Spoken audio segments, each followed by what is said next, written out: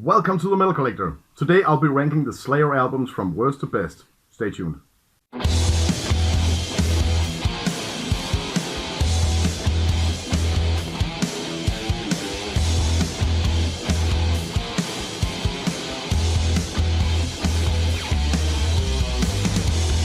Welcome back to the Metal Collector. It's been quite a while since the last video I did. I think probably a year and a half or something like that. And to tell you the truth, I haven't had the time to do it, so I haven't been that much active on this channel, unfortunately. But now I have a little bit more time on my hands again, so hopefully there will be some more videos coming out now. And since it's been such a long time since the last video I did, I was thinking of doing a special for you today. I will be ranking the Slayer albums from worst to best, and that has been quite a task, I would say. When I came up with the idea, I think it was a couple of months ago, I've been re-listening to the whole discography many times again, and you know, Slayer is one of those bands I started out listening to back in the old days when I started collecting hard rock and metal music. So I've been listening to these albums countless of times, and I've always had my idea of how albums were compared to each other, which album was the strongest and which album was the weakest and all that. But I was actually pretty surprised by some of these, especially one album. We'll get to that in a little bit. So, but it has been fun to re-listen to all these albums once again and try to actually find out which one was stronger than the other one and all that. So, but let's try this out. Welcome back, like I said, and let's talk about Slayer. It is only the studio albums I'll be ranking on this list, just to bring up that information. Anyways, the 12 studio albums. Here it goes. On spot number 12, we have Undisputed Attitude. The punk cover album. Only a couple of original tunes on this one. It's not a bad album, not at all. I actually enjoy it. I like some punk music, especially the extreme kind of punk. So this album is a decent album, but I would say it's a little bit unfair to choose this over all the other Slayer albums because this is mainly cover tunes. So that's why it's on spot number 12. So let's get that out of the picture. Now, here comes spot number 11, and yeah, Diabolus, or Diabolus in Musica. Diabolus in Musica on spot number 11. Considered by many to be the weakest Slayer album, and I will totally agree on that. Except for the opening song Bitter Peace, which is an amazing song. The rest is like a huge ball of grooviness. When it came out back in '98, I was pretty thrilled about the album. Probably I was a little bit more open-minded back then. I don't know, but today, re-listening to this, I can easily understand why people are not thinking highly of this album. Last week I heard it a couple of the times. You know, I've been listening to all these albums many times, but last week I heard this a couple of times, and one of those times, suddenly I heard 3, 4, 5 songs in a row that I couldn't remember, so I had to go back again, and it's just like, okay, is this album a little bit boring? Yeah, unfortunately it is. But to be honest, I understand why Slayer chose to do an album like this in '98. They had to stay relevant and try to capture some new fans to stay alive or whatever, and a lot of bands in the '90s started grooving, and Slayer was one of them. So, but the weakest album, without doubt. Here comes the next one. Repentless, the last album Slayer did before they retired. It's not a bad album, but it's a bit to the neutral side, after my opinion. It's like another Slayer album. It's just another Slayer album. You have the title track, Repentless. It's really great. And the rest is like, yeah, okay, it's a decent album to end your career with, but not more than that. Here comes on spot number, what is this? Spot number 9. This is the biggest surprise for me when I was re-listening to all these albums. I've always been defending this album when people were bashing it and claiming it to be a weak release, and some people even compared it to Diabolus, Diabolus in Musica. I always call it Diabolus or whatever. Diabolus in Musica. People were bashing this album. I was defending it and hailing it to be one of the greatest Slayer albums ever. But now, re-listening to it and really try and get into it, I have to admit, it's not that strong an album. God Hates Us All. When it came out, I was totally overwhelmed. I really thought this was one of the greatest Slayer albums. But you know, you have three really strong tunes in here. You have Disciple, you have Exile, and you have Payback. But the rest is like okay, some of them, and they still have a lot of that groove from the album before it.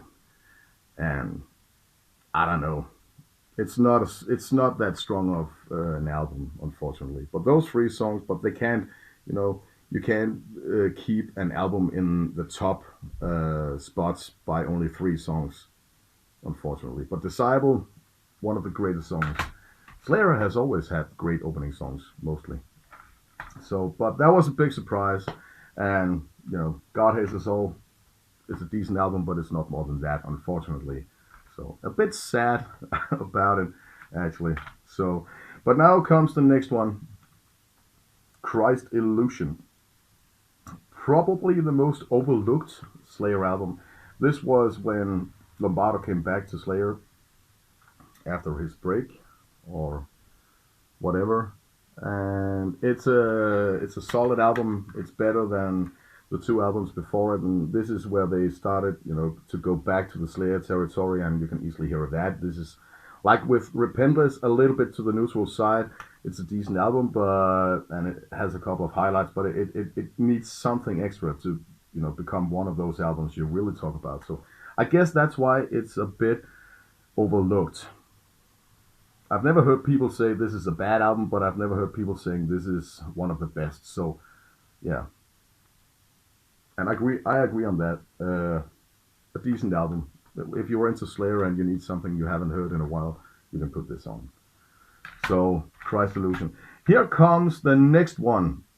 On spot number, this has to be number 8, I guess. Something like that. And this is a classic one. Ooh, which classic is it? It's South of Heaven. That's right, folks. This is considered by many people to be the best Slayer album, or at least in the top 3. I've always had a problem with this album. It's not bad, and you'll never hear me say this is a bad album, but I don't consider this to be as good as a lot of people claim it to be. You know, a lot of people are really hailing this album, and it's a good album, but it's not more than that. It's not the best, definitely not the best. I think most of the first issues I had with this was Tom Araya's vocals. I prefer when he is more into his screaming territory, and this is a little bit more laid back experience. And I can understand why they choose to do this album after Rain and Blood. They had to do something else. So this is a decent effort, but I can't really understand people are really hailing this album very much. It's a good album, not more than that. Unfortunately, sorry guys. So, South of Heaven. Here comes one of the biggest underdogs in the Slayer discography, Divine Intervention. Some people say this is where it went downhill in the Slayer. People are talking about the first 5 classic Slayer albums, and then this came out. This is Paul Bostap's first album. No, we have Undisputed Attitude, but you know, the first real Slayer album he was involved with. And I think he's doing a great job. Some people say he's trying to be a copycat of Lombardo on this album, considered how he played in Forbidden and all that, but I think he's just trying to do what suits Slayer, and you have to play a little bit like Lombardo. I think he's doing a great job. And this is, I don't consider this to be a bad album, not at all. It's probably the most interesting Slayer album. There is a lot of things going on here, a lot of variation, and it's like a mix between Rain and Blood, South of Heaven, and Seasons in the Abyss, trying to be, you know, combined in one mix or something. And this is probably that album with Slayer that always brings something new to the table for me, at least. When I put this on, I always hear new details. So, and a lot of variation. I dig this album, and I think it's better than South of Heaven. That's my opinion. So here comes another classic one, and that is Seasons in the Abyss. A good album, solid album, a lot of tracks you can remember. You have War Ensemble, Dead Skin Mask, a hell of a point, Skeletons of Society. You have a lot of classic Slayer tunes. And this is probably also the most easy listening Slayer album at this point. They were so popular and they had to do something that could, I don't know, the MTV generation was also really famous and people were, had to do something that people could listen to.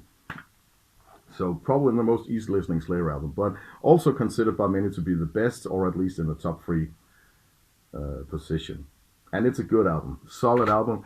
The production is a little bit laid back, if you can say that. A little bit when you came from Rain and Blood and South of Heaven and into this is a little bit more, I don't know, cozy. Is that the word for the production? But a good album.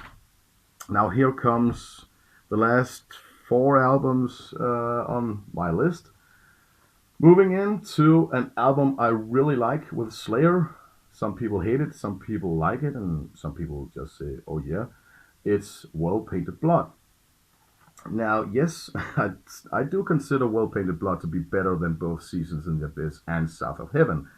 This album is, in my opinion, one of the best Slayer albums ever, and it was really,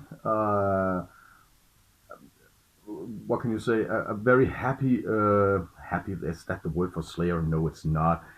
It was a good thing to go back and re-listening to this album again, because when it came out, I was pretty thrilled about it, and I'm even more thrilled to this day. I think this is the album with most personality on. You can hear Slayer is back for sure after Christ Illusion, and they're giving it everything on this album.